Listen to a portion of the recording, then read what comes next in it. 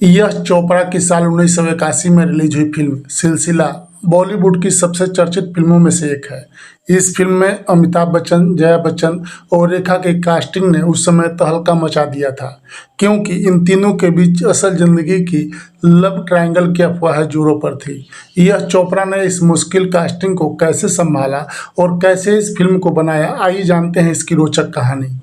सिलसिला एक love triangle की कहानी है जिसमें अमिताभ बच्चन यानी अमित मल्होत्रा अपनी पत्नी शोभा यानी जया बच्चन और अपनी पूर्व प्रेमिका चांदनी यानी रेखा के बीच फंस जाते हैं।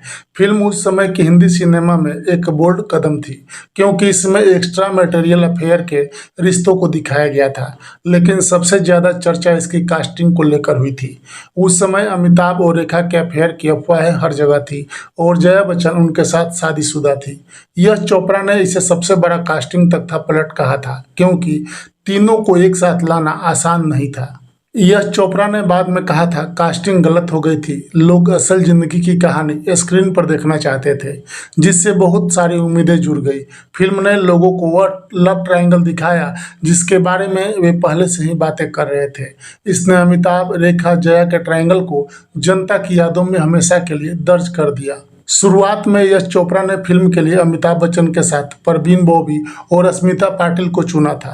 अस्मिता को जया का रोल और परवीन को रेखा का रोल करना था, लेकिन यश को यह कास्टिंग अपनी कहानी के लिए सही नहीं लगी। उन्होंने श्रीनगर में अमिताभ से मुलाकात की और अपनी इच्छा जाहिर की कि वह जया और रेखा को कास्ट करना चाहते हैं। अमिताभ ने लंबा पोज लिया और कहा कि वह ठीक है, लेकिन यश को दोनों अभिनेत्रियों को मनाना होगा। हैरानी की बात है कि जया और रेखा दोनों तुरंत राजी हो गई।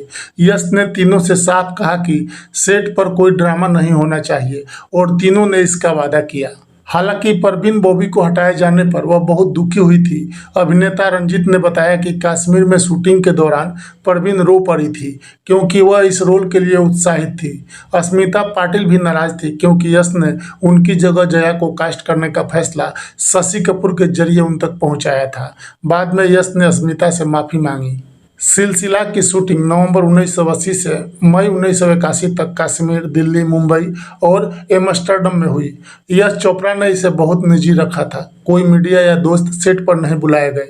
यश को डर था कि रेखा और जया के बीच कोई तनाव न हो। उन्होंने दोनों को जितना हो सके अलग रखने की कोशिश की। एक पुराने बीबीसी इंटरव्यू में यश ने कहा, मैं हमेशा डरता रहता था, क्योंकि यह असल जिंदगी की रील में आना था। मैंने दोनों से कहा था कि कोई गड़बड़ नहीं होनी चाहिए। जया ने फिल्म इसलिए स्वीकार की क्योंकि क्लाइमेक्स में अमित का किरदार अपनी पत्नी के पास लौटता है। जया शुरू में फिल्म करने के लिए तैयार नहीं थी। लेखक और फिल्म इतिहासकार हनीफ जवेरी ने मेरी सहेली पॉडकास्ट में बताया कि जया को रेखा के साथ काम करना पसंद नहीं था।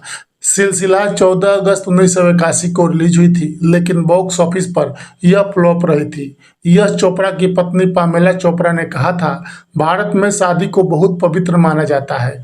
जब निर्देशक ने प्रेमी जोड़े के लिए सहानुभूति दिखाई जो अपनी शादी के बाहर प्रेम को जारी रखना चाहते थे, तो दर्शक उनके साथ नहीं गए। हालांकि समय के साथ सिलसिला ने एक कल्ट क्लासिक का दर्जा हासिल किया। इसके गाने जैसे रंग बरसे, नीला आसमान और एक कहाँ आ गए हम आज भी लोकप्रिय है। शिव हरि की संगीत रचना और जावेद अख्तर, हरिवंश राय बच्चन समेत अन्य कवियों के गीतों ने फिल्म को खास बनाया।